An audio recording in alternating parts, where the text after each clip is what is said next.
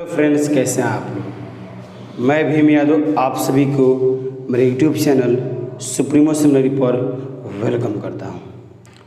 और आप सबके बीच में हम क्वेश्चन बेस्ड ऑन नंबर्स का चैप्टर आप लोगों के बीच हम प्रस्तुत करें और सिखा रहे हैं। और ज़्यादा इसमें कुछ नहीं है, बेसिक कंसेप्ट है, आप लोग को आसानी से सीखना है, ज़्यादा दिमाग भी नहीं लगाना है। और रेगुलर आप प्रैक्टिस कीजिए, रेगुलर पढ़िए, चाहे 1 घंटा पढ़िए या 2 घंटा पढ़िए, लेकिन आप रेगुलर पढ़िए, तब आपका जो भी आपका मतलब कि सिलेबस है, जो भी पढ़ रहे हैं उसमें इंक्रीज होगा। आ रहा समझ में? चलिए, अगर आप मेरे चैनल पर नए हैं तो सब्सक्राइब करना ना भूलें। और बहुत सारे मेरे स्टूडेंट्स या बहुत सारे ऐसे मतलब कि बच्चे हैं जो सब्सक्राइब तो कर रहे हैं लेकिन बेल आइकन नहीं दबा रहे हैं। यानी आप लोग को जब बेल आइकन दबाना है, नहीं ऑल नोटिफिकेशन कर देना है, ताकि जो भी हम वीडियो आप लोगों के सामने हम यूट्यूब पर छोड़ें, अपलोड करें, तो आप तक सबसे पहले पहुँचे। तो आइए हम क्वेश्चन बेस्ड नंबर को आगे बढ़ाते हैं और कुछ सिखाते हैं। चलिए, क्वेश्चन नंबर 5। पिछले लेक्चर में हमने 4 तक क्वेश्चन टाइप 9 को 4 तक हम बता दिए थे, और आगे आप लोग को क्वेश्चन नंबर 5 से बता रहे हैं। 99 अंक वाली संख्या n में अंतिम दोनों अंक 2 है, n 11 के द्वारा विभाज्य है, तदनुसार 20 के अंक कौन सा होगा। जब आपका डाटा पूछे 20 का अंक दोनों तरफ 2 हो, 3 हो या कुछ भी डाटा हो, 11 से विभाजित करने के लिए बोला जाए तो आसानी से बना सकेंगे। कैसे? आप लोग को दोनों छोर पर जितना डाटा बोले उसको लिख देना है, बाटा 11। अब करना क्या है, इस दोनों डाटा को आपस में जोड़ लेना है। तो 2 + 2 कितना हो जाएगा? 4। यानी 20 का जो डाटा होगा, यह ट्रिक है, तुरंत बन जाएगा। 20 का यह डाटा हो जाएगा कितना? 4। तो यही आप लोग का आंसर होगा। और साथ ही साथ यह SSC FCA 2012 का पूछा गया क्वेश्चन है। चलिए आइए क्वेश्चन नंबर 6 को देखते हैं और सीखते हैं। क्वेश्चन नंबर 6, वह छोटी से छोटी संख्या ज्ञात करें जिससे 825 में गुना करने पर प्राप्त संख्या 715 का भी गुणज हो जाए। देख, क्वेश्चन आसान है, लेकिन बनाने का जो तरीका होगा वो भी एकदम आसान होगा, लेकिन आप लोग को सीखना है। देख, क्या करना है, जब डाटा आप लोग का बोला 825, तो पहले इसको फैक्टर कर लेना है, क्लियर। और साथ ही साथ आप लोग का बोला 715 का भी गुणज हो, ताकि हमको पता चलेगा कैसे। जो ऑप्शन में दिया है 11, 13, 16, 18, कैसे आएगा, फैक्टर करेंगे तब। तो यानी आप लोग का डाटा फिर 715 का भी फैक्टर करना है, क्लियर। तो देख लेते हैं, इसको 3 से जाएगा, देख लीजिए। तो 3 दूना 6, और उसके बाद 2, 3 7 21, और 1 3 बचे 15। फिर यह 3 से जाएगा नहीं, 5 से जाएगा, 5 4 25, 2 5 25। फिर आ जाएगा कितना से 5 11, क्लियर। फिर एक कितना जाएगा, 5 से देख लेते हैं इसको, 3 से जाएगा नहीं। चलिए, अब रहा सर 5 × 5 2, यानी 21 5 का 20, 15 के 15। अब कितना से जाएगा, 11 से जाएगा, 13 से जाएगा, देख लीजिए। 11 से देखते हैं, 11 × 11 3, 11 3 33। यानी आप लोग का डाटा अगर इसको अरेंज करना होगा तो लिख सकते हैं 3 × 5 × 5 × 11 लिख सकते हैं, क्लियर। उसके बाद इसको करेंगे तो क्या होगा, 5 × 11 × 13, या इतना तो हम लिख ही सकते हैं। चलिए, अब आप लोग का डाटा बोला है कितना का गुणज हो, माने अगर इसमें हम डाटा 13 से गुना कर दें तो पूरा मान आप लोग का डाटा जिससे बोल रहा है उससे होगा कि नहीं होगा, आसानी से हो जाएगा। फिर से क्वेश्चन देखते हैं, ताकि आप लोग का माइंड का जो भी डाउट हो क्लियर हो जाए। वह छोटी से छोटी संख्या ज्ञात करें जिससे 825 में गुना करने पर प्राप्त संख्या 715 का भी गुणज हो जाए। यानी अगर जो हम 13 से गुना कर देते हैं तो क्या डाटा होगा, यह डाटा उसका गुणज हो जाएगा। तो यह डाटा आप लोग का 13 से गुना कर देने पर पूरा मान फुलफिल हो जाएगा, आसानी से कट भी जाएगा। तो आंसर के रूप में 13 हो जाएगा। क्वेश्चन नंबर 7 में बोला गया है 1 से 50 तक की संख्याएं लिखने में कुल कितने अंकों की आवश्यकता पड़ेगी। यानी 1 से 50 तक आप डाटा लिखते हैं तो टोटल अंकों की इसमें कितना बार यूज किया गया है वो बताना है। देखिए 1 से लेकर 9 तक आप लिखेंगे तो 9 गो होगा, क्लियर। अब 10 से लेकर 50 तक लिखेंगे आप तो कितना होगा, 41 होगा, क्योंकि 50 गो टोटल डाटा है, 9 गो हर जगह तो कितना होगा, 41 हो। तो यह डाटा 2 बार यानी 2 डिजिट का बना हुआ 41 होगा। 10, 11, 12, 27, 25 जो भी डाटा होगा वह 2 डिजिट से बना है, यानी इसमें 2 से गुना कर देंगे तो कितना हो जाएगा, 82 हो जाएगा। अब यहाँ 9 है तो 82 में कितना हो जाएगा, टोटल आप लोग का 91 हो जाएगा। यह डाटा यानी 91 डिजिट 1 से लेकर 50 तक में यूज किया गया है, यही आप लोग का आंसर के रूप में माना जाएगा। क्वेश्चन नंबर 8, 1 और 49 के बीच संख्या में कितने युग्म बनेंगे जिसकी संख्या का योग 50 हो। तो हमने आप लोग को बोले थे डिफरेंट ऑफ बाउंड्री बाई 2, मतलब यह आप लोग का ट्रिक है। डिफरेंट ऑफ बाउंड्री बाई 2 करना क्या है आप लोग का डाटा 1 से लेकर 49 के बीच में बोला है ना, तो यह डाटा 2 से लेकर 48 तक की डाटा की चर्चा किया जाएगा। तो डिफरेंट ऑफ बाउंड्री मतलब 48 - 2 यानी बाई 2, तो कितना हो जाएगा, 48 में 2 जगह यानी 46, बाई 2 मतलब 23। यह आप लोग का आंसर हो जाएगा, यही आप लोग का युग्म बनेगा 50 के रूप में। चलिए अब आते हैं टाइप 10 में आप लोग का 2 क्वेश्चन है, दोनों का दोनों इम्पोर्टेंट क्वेश्चन है और उसको सीखते हैं।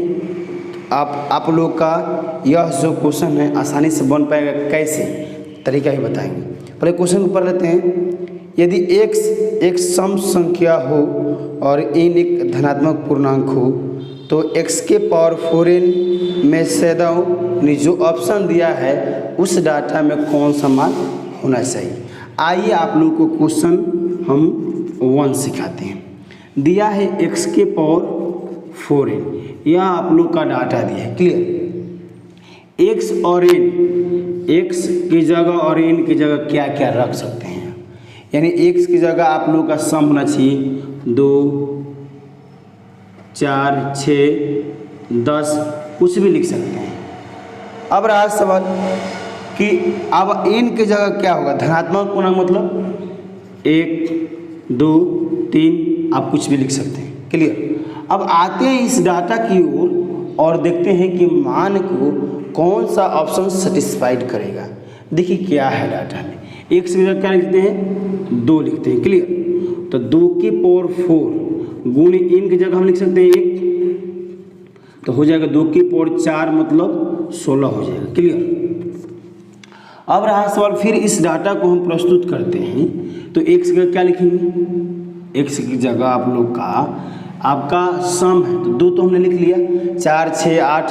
यानी अब आप लोग को एक चीज़ और इसमें ध्यान में आप लोग को रख देते हैं कि 10 लेने पर क्या डाटा होता है। 2, 4, 6, 8 लेने तो आसानी से बन जाएगा। 10 लेते हैं यहाँ पर 4 गुने, अगर यहाँ 1 लिए तो यहाँ भी 1 लेना है, क्लियर। तो हो जाए 10 की पावर 4, तो हो जाएगा 1 पर 4 को 0, क्लियर। अब रहा सवाल कि 1 पर 4 को 0 या 10 की पावर 4 का मान होगा, यानी 10,000 मान होगा। अब आप लोग का डिफरेंट टाइप यानी जब भी 2, 4, 6 लीजिएगा अलग अलग मान होगा, तो अब ऑप्शन को आप लोग को देखना है कि कौन सा डाटा आप लोग का सेटिस्फाइड करेगा। चलिए ऑप्शन देख लेते हैं। ए में इकाई क्या स्थान पर शून्य होगा, बात सही है, इकाई का स्थान पर शून्य हो रहा है, लेकिन साथ ही साथ 4 भी आएगा और भी डाटा आ सकता है, तो ये ऑप्शन नहीं हो सकता है। बी में देखते हैं इकाई का स्थान 5 होगा, 5 तो हो सकता है, लेकिन कब, जब विषम रहता तब। लेकिन यहाँ सम है तो सम में तो 5 की कोई सवाल नहीं है और नहीं उत्पन्न होगा, क्योंकि विषम में के डाटा नहीं पूछ रहे, सम का पूछ रहे हैं, यह अभी ऑप्शन नहीं होगा। इकाई का स्थान पर 0 या 6 होगा, हाँ यह हो सकता है, इकाई का नंबर 6 0 या 0 या 6, इकाई का स्थान 0 या 6 हो सकता है। यह आंसर के रूप में माना जाएगा क्योंकि डी में आप लोग का इनमें से कोई नहीं दिया है। तो इस आंसर क्या हो जाएगा, ऑप्शन आपका सी हो जाएगा, यही आप लोग का आंसर होगा। क्वेश्चन नंबर सेकंड को देखते हैं। आसानी से सीखना है, कोई प्रेशर नहीं है, क्योंकि हमने बोला कि पढ़ाएंगे ऐसे कि आप दूसरे को पढ़ा सकें, यानी पढ़ो ऐसा कि पढ़ा सकें। यानी मेरा मोटो है कि ऐसे आप लोग को हम पढ़ाएंगे ताकि आप दूसरे को पढ़ा सकें। और जब पढ़ाने की एबिलिटी आ जाएगी तो कोई भी एग्ज़ाम होगा और क्वेश्चन तो आसानी से बन पाएगा।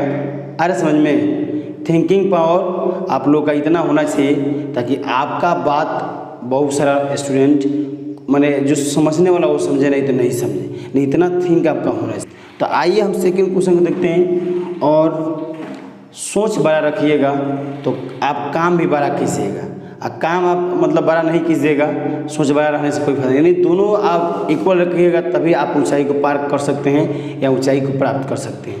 आइए सेकंड क्वेश्चन को देखते हैं। किसी संख्या को 11 से गुणा किया जाता है तथा गुणनफल में 11 जोड़ा जाता है। यदि इस प्रकार प्राप्त संख्या 13 से पूर्णतः विभाजित है तो छोटी से छोटी आरंभिक संख्या क्या होगा। क्वेश्चन एकदम आसान है, बिल्कुल आसान है, समझने की फिर है। देखिए क्या है, किसी संख्या पता नहीं है तो x मान सकते, y मान सकते, कुछ भी मान सकते हैं। तो x ले लीजिए, x गुने 11 से गुना किया गया। साथ ही आपका जितना गुणनफल आया उसमें बोला कि 11 जोड़ा जाता है। चलिए कोई बात नहीं, 11 हम जोड़ लेते हैं इसमें। यदि इस पर प्राप्त संख्या 13 से पूर्णतः विभाजित है, यानी अब जो डाटा है 13 से पूर्णतः विभाजित है। अब आपको करना क्या है डाटा में कि बाई ऑप्शन का प्रयोग करना है।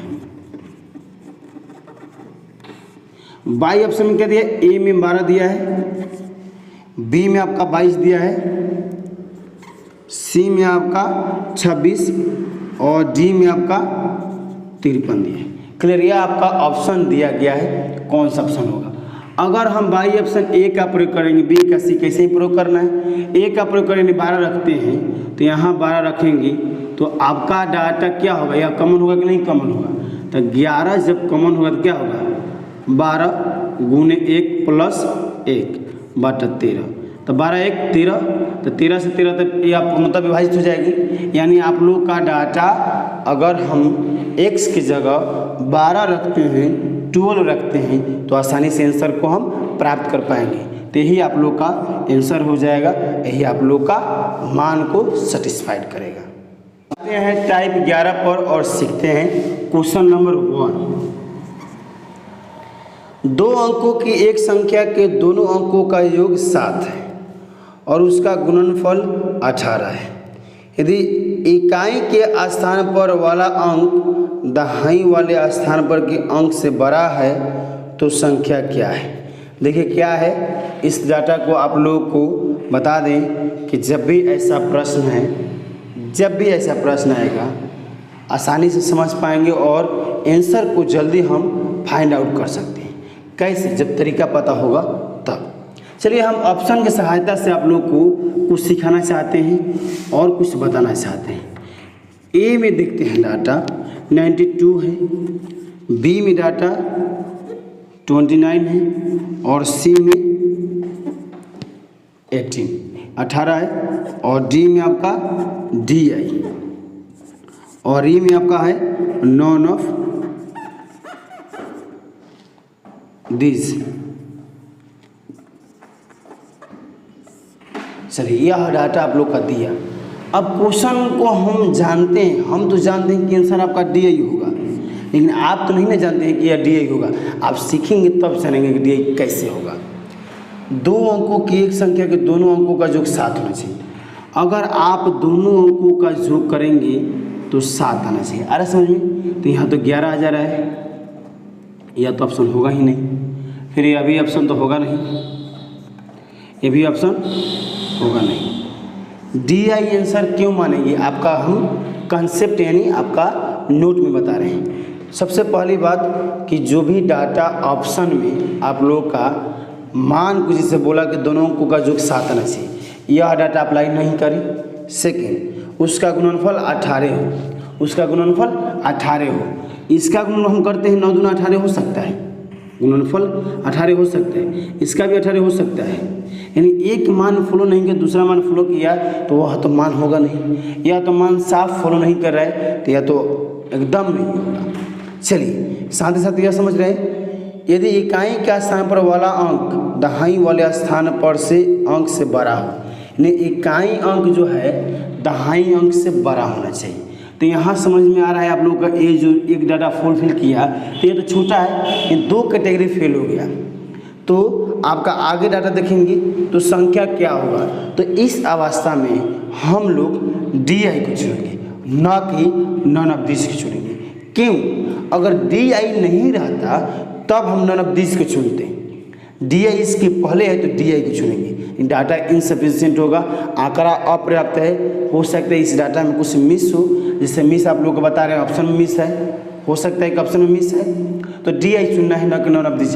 नन ऑफ दिस कब चुनेंगे? जब डाटा DI नहीं दिया गया हो तब नन ऑफ दिस चुन सकते हैं। लेकिन चुनेंगे कब, ये भी आप लोग का माइंड में प्रश्न होगा, चुनेंगे कब? जब डाटा आप लोगों का सारा डाटा आंकड़ा प्राप्त कर रहा होगा, बेसिक से बना रहे हैं, बेसिक से बन रहा होगा, नहीं बनेगा तो क्या होगा? DI होगा। तो यह डाटा आप जब बेसिक से बनाइएगा तो यह डाटा आप लोग का क्रिएट नहीं होता है, आसानी से नहीं बन पाता है, और इसका हम लोग डाटा को आंकड़ा अधूरा में मानते हैं। इस आंकड़ा में अधूरा है, और अधूरा का है आप लोग को जानकारी हो रहा है।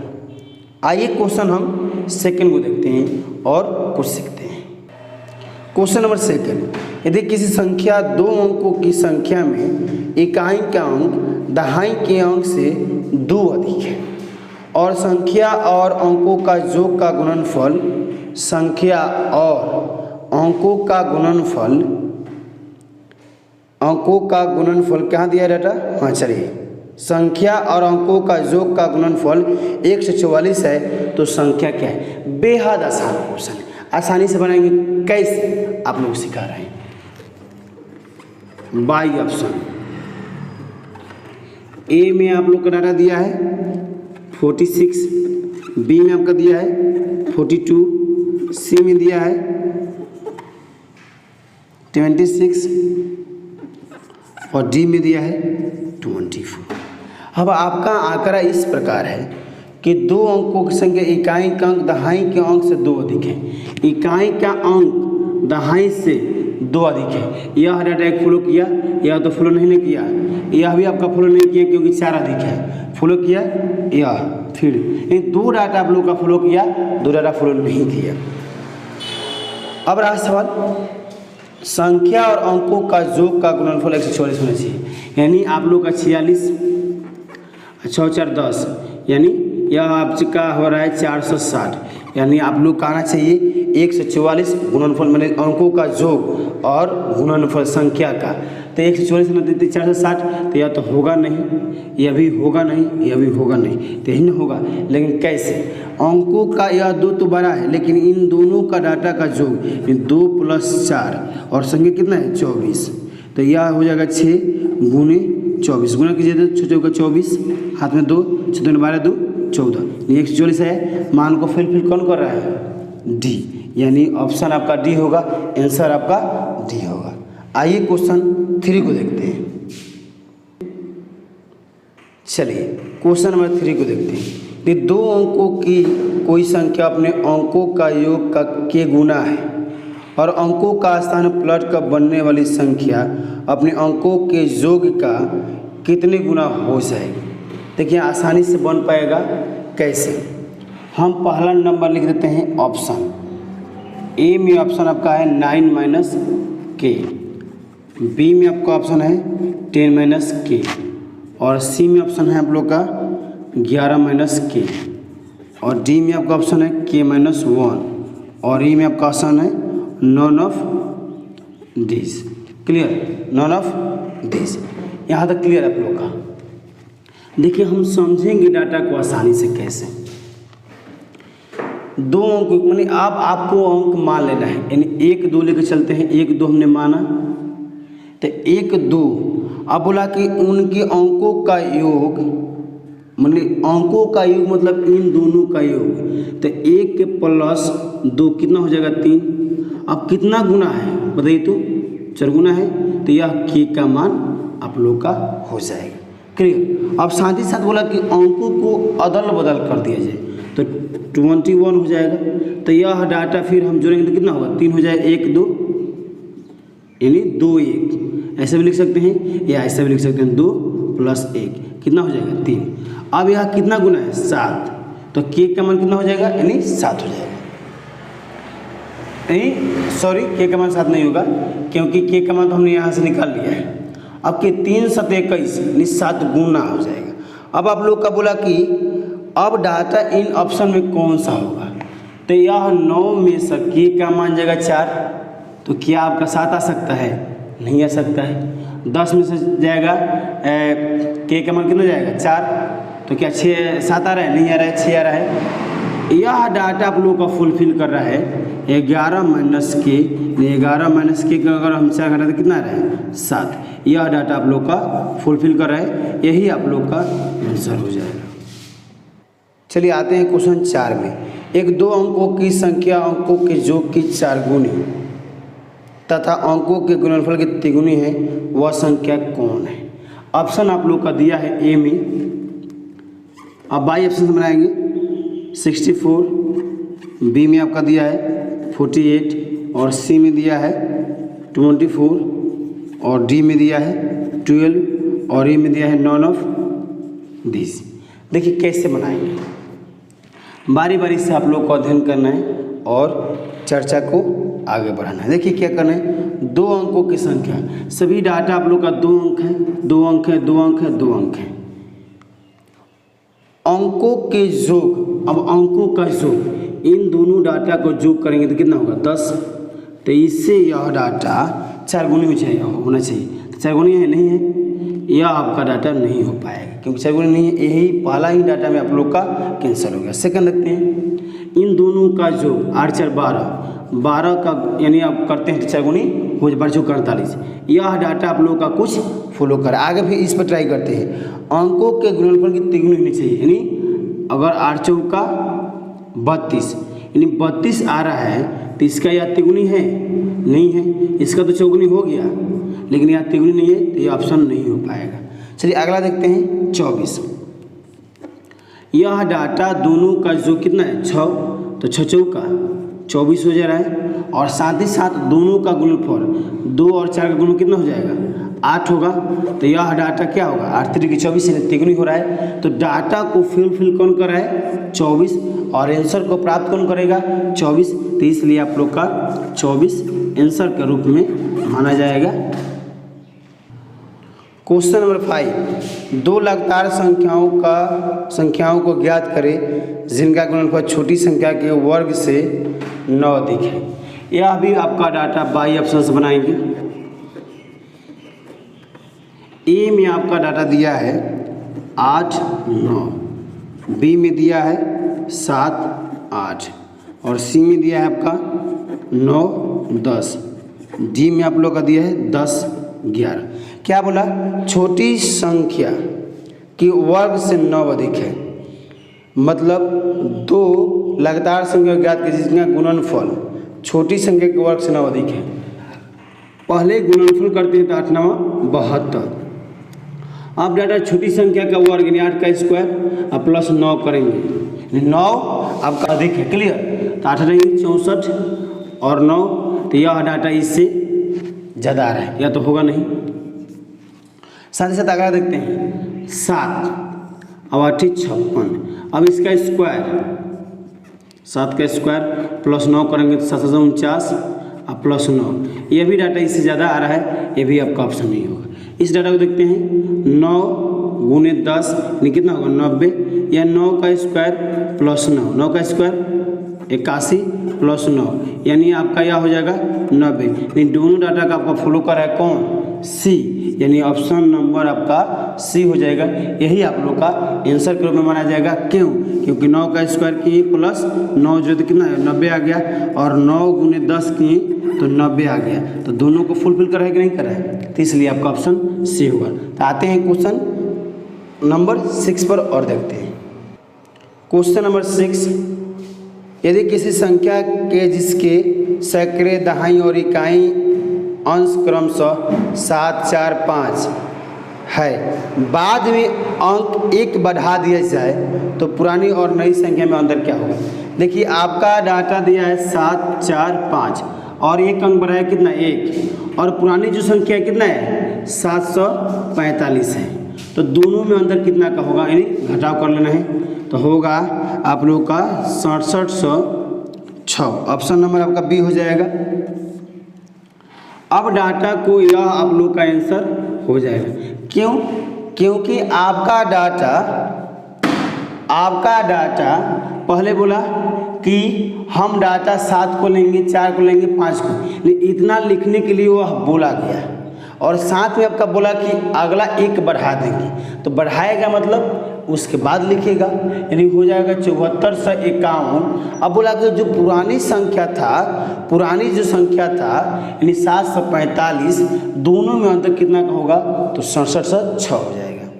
तो आज का जो टॉपिक हुआ यह आप लोग का ख़त्म हुआ, और साथ ही साथ क्वेश्चन बेस्ड ऑन नंबर का थ्योरी और क्वेश्चन हमने पूरा कंप्लीट किया।